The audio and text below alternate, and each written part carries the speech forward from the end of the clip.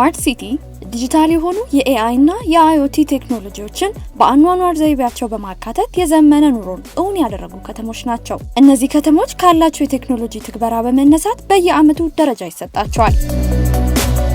እንደ አውሮፓውያን አቆጣጠር በ2024 ወርልድ ስማርት ሲቲ አዋርድ ባዘጋጀው ውድድር ላይ የቻይናዋ ሸንዘን ስማርት ሲቲ በሚል ተሸልማለች። ከተሞች ባላቸው የቴክኖሎጂ መሰረተ ልማት እንዲሁም አጠቃቀም በሚመዘኑበት በዚህ ውድድር ከ64 ሀገራት የተውጣጡ ከ400 በላይ ከተሞች ተሳታፊ ነበሩ። ሸንዘን በአንድ ወቅት በቻይና ውስጥ የምትገኝ በአሳ ሀብቷ የምትታወቅ ትንሽ የገጠር ከተማ ነበረች። እንደ አውሮፓውያን አቆጣጠር ከ1980 ጀምሮ የቻይና መንግስት ልዩ የኢኮኖሚ ዞን በከተማዋ ላይ መሰረተ። በዚህም የከተማዋ ኑሮ ዘይቤና የኢኮኖሚ አቅም እያደገ መጥቶ አሁን ላይ መታወቂያዋ ቴክኖሎጂ ሆኗል።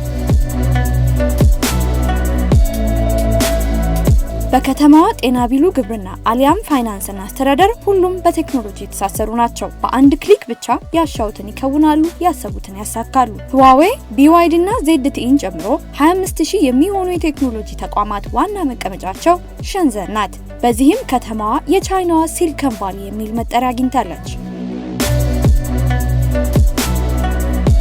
የዓለማችን ትልቁ ዲጂታል መንትያ መገኛው በሸንዘን ነው። የከተማዋን ሙሉ ገጽታ የያዘው 3D ሞዴል የትራፊክ ፍሰትን ለመቆጣጠር፣ የፍሳሽ ማስወገጃዎችን ሁኔታ ለመከታተል እንዲሁም የከተማዋን ዲዛይን ለማሻሻል ይጠቀሙበታል። ሞዴሉ የተፈጥሮ አሊያም ሰው ሰራሽ አደጋ አምሳያን በሲሙሌሽን በመስራት ሊከሰቱ የሚችሉ ጥፋቶችን መተንበይና ቅድመ ጥንቃቄን ለመውሰድ ያገለግላል። ስማርት አስተዳደር የሸንዘን ሌላው መገለጫ ነው።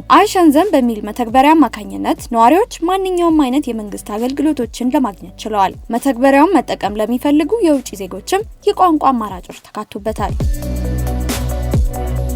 በሸንዘን የሚገኙ ሆስፒታሎች በኤአይ በመታገዝ የምርመራ ስራዎችን ይከውናሉ። በ5G ኔትወርክ የተሳሰረችው ከተማዋ የድሮን ማጓጓዣ፣ ስማርት የመንገድ መብራቶችና ስማርት ትራንስፖርት ሌላኛው መገለጫዎቿ ናቸው።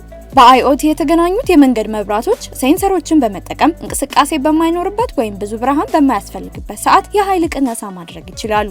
የቆሻሻ ማስወገጃዎች ሲሞሉ በራሳቸው የሚያሳውቁበት ስርዓት ስለተዘረጋላቸው ከተማዋ ሁሌም ንጹህ ሆና የመታየቷ ሚስጥር ነው።